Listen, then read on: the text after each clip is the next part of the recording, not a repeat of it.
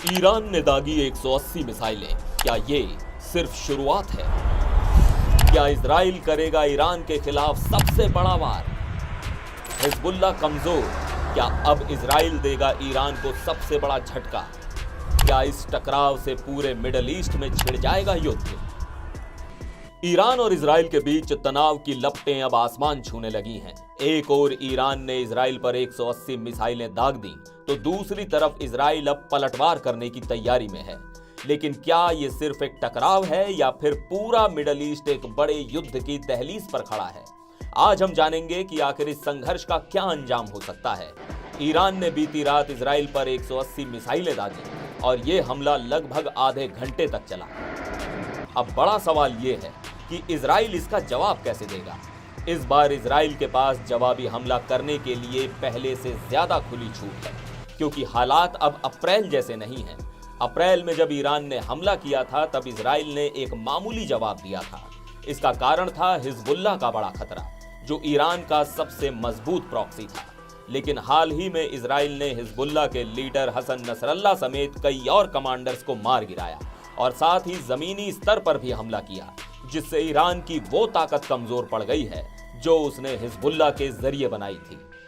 अब डेनिस सिट्रिनोविच, जो इजराइल के इंटेलिजेंस अफसर रह चुके हैं, उनका कहना है कि इजराइल के पास अब ईरान के खिलाफ ज्यादा खुला मैदान है।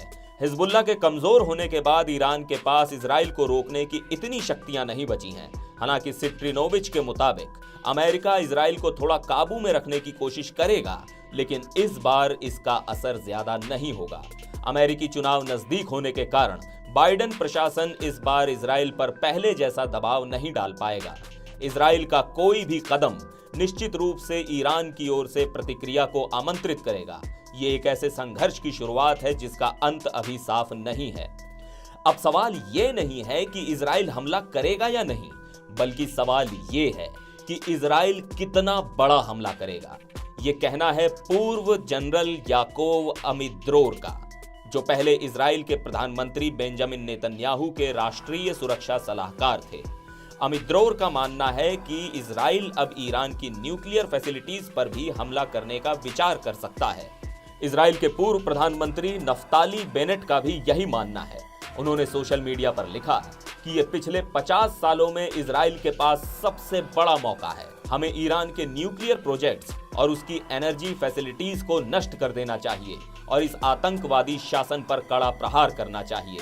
अब ये देखना होगा कि इजराइल इस मौके का किस तरह से फायदा उठाता है, क्योंकि बेनेट ने यह भी कहा है कि अब हमें इस ऑक्टोपस के सिर पर वार करना चाहिए। तो क्या इजराइल इस बार ईरान के खिलाफ सबसे बड़ी कार्रवाई करने जा रहा है और क्या इससे पूरे क्षेत्र में तनाव और बढ़ेगा? इसका जवाब आने वाले समय में साफ हो जाएगा। तो ये था मिडल ईस्ट के सबसे बड़े टकराव का विश्लेषण। क्या इजराइल और ईरान के बीच ये टकराव पूरे मिडल ईस्ट को एक बड़े युद्ध की ओर धकेल देगा, या फिर इजराइल इस बार ईरान को पूरी तरह से मात दे देगा? आपका क्या मानना है? कमेंट में बताइए।